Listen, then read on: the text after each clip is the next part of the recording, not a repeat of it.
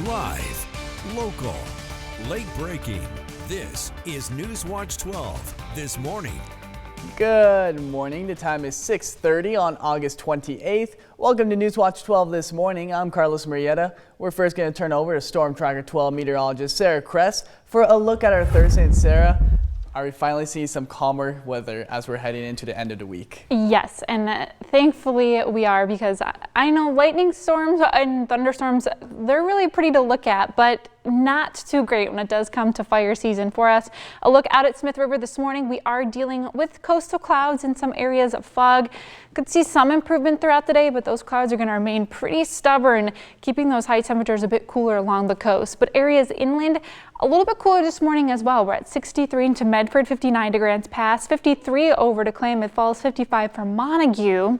Now, air quality this morning not looking too bad. We are seeing some bigger impacts to air quality, especially if you're a little bit closer to the Dillon fire and areas downwind from the Emigrant fire as well. But throughout our day today, we should see some improvements, especially when it does come to smoke and haze, but it will settle right back in tonight, and we can expect more impacts tomorrow morning. But over into the Rogue Valley today, lunchtime temperatures into the 80s. We'll be up into the upper 90s for your temperatures today, so definitely going to be feeling hot if you're outside in the Rogue Valley, but lots of sunshine to go around, especially for areas inland. Will be clear of thunderstorms, so that's something to look forward to, and we're going to hold on to that not only today, but as we work our way into the weekend. And of course, we're expecting a very nice weekend for our Labor Day, which in general is pretty nice.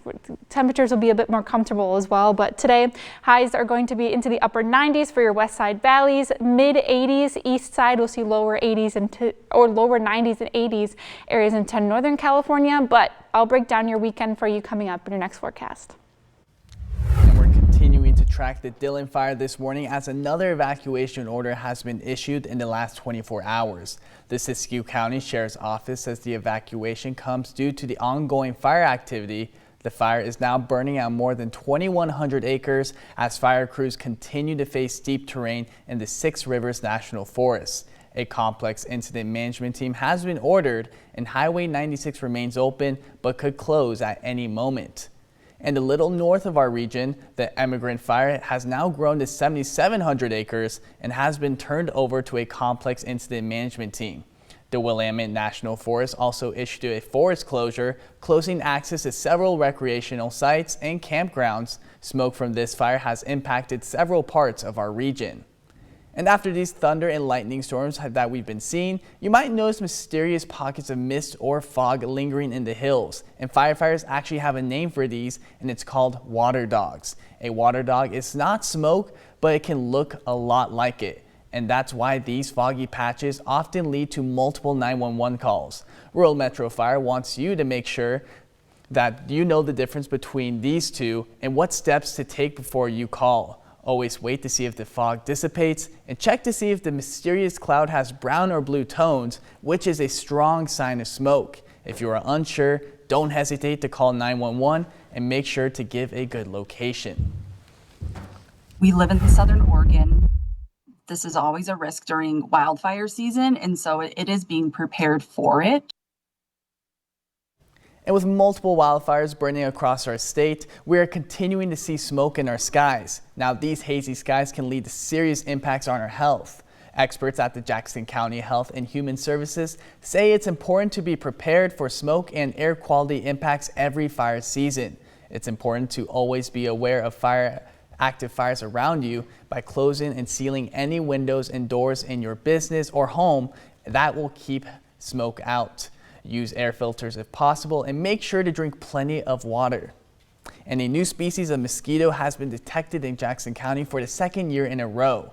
Known as the yellow fever mosquito, it was first discovered in Oregon last year by the Jackson County Vector Control. Oregon Health Authority says these are relatively small and can't fly far, but are known to carry and transmit diseases in warmer climates.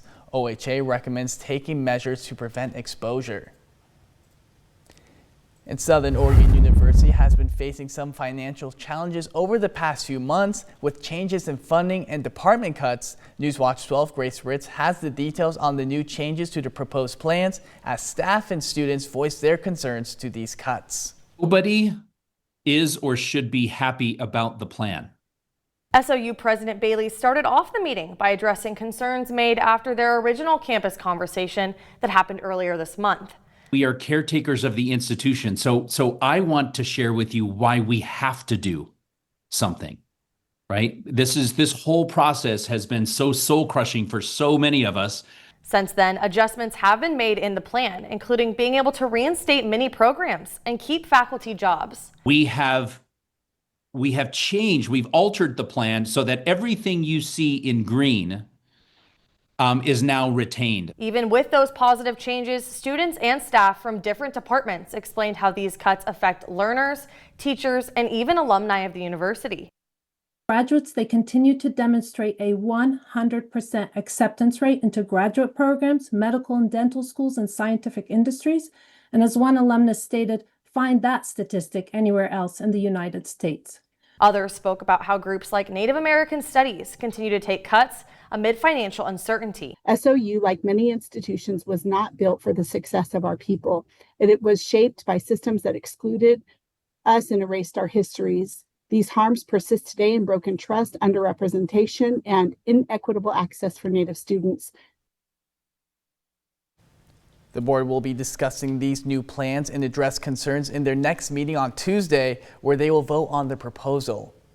And the University of Oregon faculty are raising concerns over how quickly budget decisions are moving on campus. Now, with layoff notices expected in early September, many worry about the potential loss of programs central to the university's mission. The university is working to address a projected $25 to $30 million deficit in the Education and General Fund. Back in June, we reported about the University of Oregon's College of Arts and Sciences laying off 42 employees to address a $3.65 million deficit. State historically has been a low funder for higher ed. That includes community colleges and universities. United Academics, the university's faculty union, has said it is monitoring the process closely and advocating for consultation before any actions are taken. Faculty leaders have expressed concern about the potential impact on programs and teaching staff, emphasizing the need for clear communication and consideration of alternatives. The university says layoff notices and program decisions will be communicated in early September. Now moving on to developing news, Oregon's latest revenue forecast shows the state could lose nearly $1 billion over the next 2 years because of recently approved federal tax cuts. A new analysis from the Legislative Revenue Office estimates Oregon will miss out on about $972 million this budget cycle. The shortfall comes from personal income and corporate tax cuts and President Donald Trump's tax package passed last month. Lawmakers say it means the state will have fewer resources than expected to fund schools, transportation, and other essential services. Governor Tina Kotek issued a statement in response saying, quote, "While D.C. plays politics, I will stay focused on doing what we need to do to stay ahead. I will work to make sure all families have a place to sleep at night and that basic services Oregonians rely on are maintained," end quote. On to the School Watch, Phoenix High School has made history by becoming the first school in Oregon to earn the Project Adam certification, preparing staff and students to respond to cardiac emergencies. Now, the certification means teams of staff and students have been trained in CPR emergency protocols, and defibrillators have been strategically placed across campus to be reached within minutes.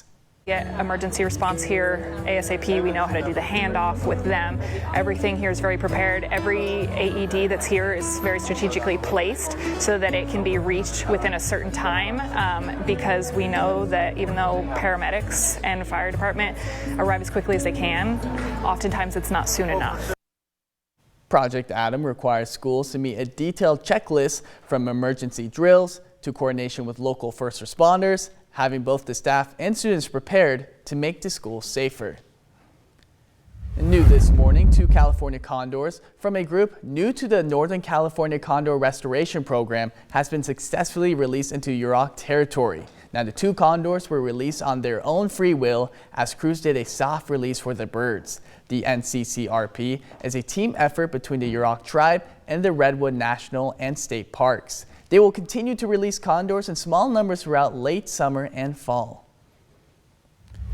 And the Lake County Roundup returns today in Lakeview, bringing rodeo events and entertainment throughout Labor Day weekend. Now, the 5-day roundup includes rodeo events, family activities, and a Saturday night concert by Josh Turner. The Labor Day tradition began in 1920 with local leaders raising funds for a grandstand and various rodeo events.